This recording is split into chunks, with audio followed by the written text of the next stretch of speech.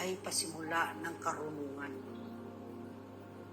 At ang pagkilala sa banal ay kaunawaan ng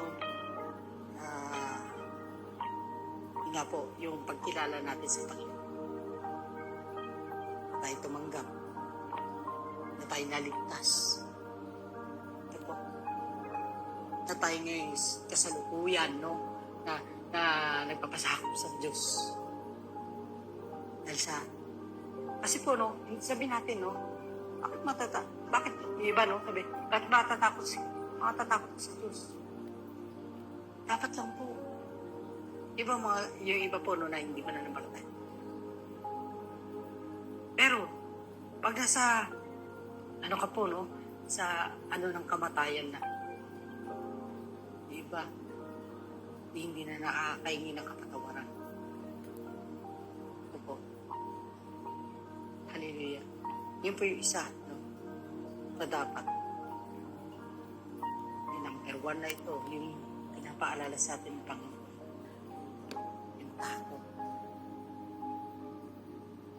Dahil isa ito, no? Na sinasabi sa karunungan, no?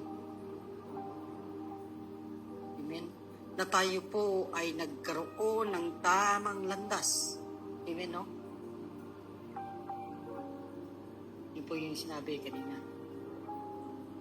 Sa John chapter 14, verse 6. I am the way, the truth, and the life. Amen? Ang katotohanan sa pagbabago patungo po sa buhay ito po na walang hanggan sa pamamagitan ng ating Panginoon. Amen. Ganyan din po, no, sinabi ito sa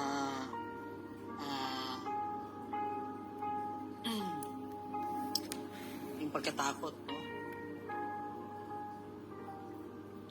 Pagkatapos sa Panginoon, sa Panginoon ay isang yung tamang daan bilang tao na tayo po ay nagkakaroon, no, ng bawat hallelujah